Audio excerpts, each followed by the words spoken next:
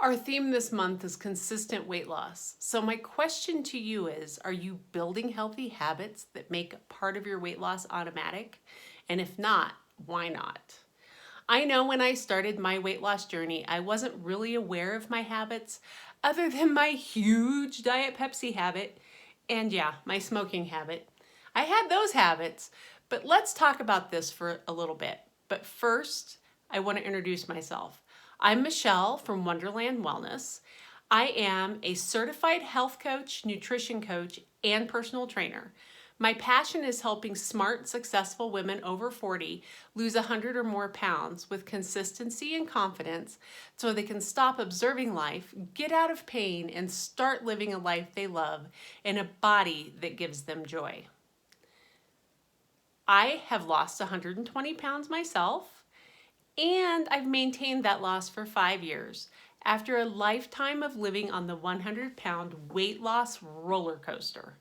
Let me tell you, it wasn't a fun ride. Now, let's go back to habits. I became obsessed with how I could comfortably make and break habits without feeling like I was going completely off the edge. I was determined, but I was really kind of doubtful.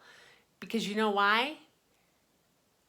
I didn't really believe I could lose the weight because I had failed so many times. But despite my fears, I focused on the small things I could change. The habits that had nothing to do with the scale per se, but did support my goal to be healthy. As I progressed along, I realized that I felt the same pull to food that I did to nicotine and the Diet Pepsi. They may say there's no such thing as an addictive personality. I disagree. So, I found small supporting habits to give up Diet Pepsi and cigarettes. I used these same tactics to change the food and portions I ate. Sounds kind of crazy, I know. I really didn't follow the what they say you're supposed to do train. I had tried that so many times before and failed. So I did it my way, and guess what? It worked. Let's talk about 3 of the action items I used that help me make things a little more automatic in the form of habits. So, my first step to healthy habits, I got to know my current food habits. I didn't ignore what I was doing now.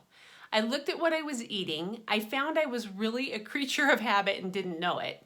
I can still recite what I was eating for most of the day when I started. The only meal that varied was really dinner, and that was for the entire family. At the start of my journey, my day looked kind of like a processed food haven, we'll say. For breakfast, I would have a frozen sausage, egg, and cheese biscuit. Lunch, a processed frozen cheeseburger or 2. And dinner was usually from a box or frozen. There wasn't a lot of time. But knowing this, I could see where I could make simple changes that would make a big difference. The next thing I did was fire the worst offenders. How'd I do that? I started off replacing the processed food with non-processed. I did this with a little expanded meal planning, so I had other stuff in the house to make and eat. If you have a lot of small offenders like I did, starting off small is really important. I knew I couldn't replace it all at once. Can you find one thing in your day to make just a little healthier? I don't know about you, but I don't like changes that well. They cause huge anxiety. It's the I'll start Monday syndrome, and all it did was set me up for failure. So I worked on making small changes over time. Emphasis on the small. I next used this to create a new food habit. I knew I had to create new food habits. I already planned the dinners each night, so I just replaced breakfast and lunch with non-processed foods. I didn't make big changes, they just weren't processed.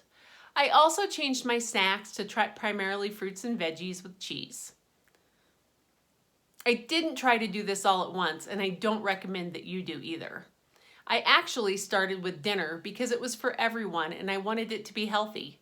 But you may want to start with something smaller. Dinner was just easier for me.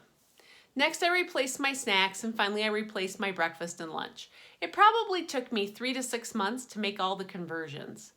But I was still losing weight during this time. It was just because I switched to lower calorie whole food items, and those items allowed my body to get the nutrients from the food that it really needed. The next step was to create small supporting habits. These were healthy habits that I made. The small supporting habits I created were things like buying vegetables and cutting them up when I got home, so they were easily accessible for the week ahead. For snacks, for dinner, for whatever. I also added extended meal planning, which I had already been doing before, but in this case I researched replacement recipes for my family's favorite meals. The final thing is I began making sure I was getting half my body weight in ounces of water, which at the beginning was a lot. Eventually I began adding steps to my day, but you know what? All of these supporting habits helped me reach my weight loss goal, and I have kept every one of them since reaching my goal. Entering into this, knowing this is a lifetime change and not a diet, helped me do it slowly and patiently.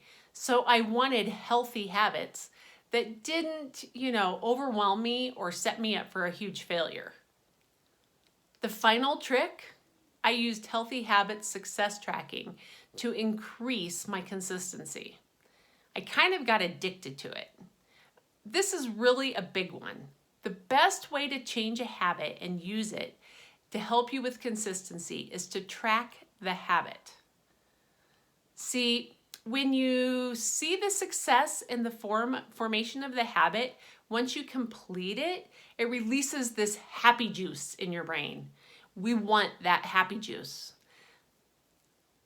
This is the same happy juice your brain gets when you eat sugar, and we all know how addicting that is. So, wouldn't you rather be addicted to tracking habits and being successful than being addicted to sugar? I think I'll take the habits. But, as my 13-year-old would say, the sugar just puts fluff on the rear. And sorry, 13-year-old boys have a warped sense of humor. But let's wrap this up. Weight loss, consistency, and habits kind of go hand in hand. Just like the mindset things we discussed last week. Unlike mindset, habits can be much quicker to both see the results and feel the outcomes. For example, where I am still working on some mindset issues. My habits are firmly in place and keep me on track 90% of the time. But the mindset I'm still working on. The 3 initial steps you can take with habits are: get to know your current food habits, create small supporting healthy habits around that food, and use Healthy Habits success tracking to increase your consistency. These initial steps will get you up and running on your 100-pound weight loss journey. If you're ready to take your weight loss journey to a whole new level and get some awesome support as you make changes to your habits and your mindset, make sure you join my Facebook support group, Mastering Weight Loss, Losing 100 Pounds for Women Over 40. I can't wait to see you on the inside.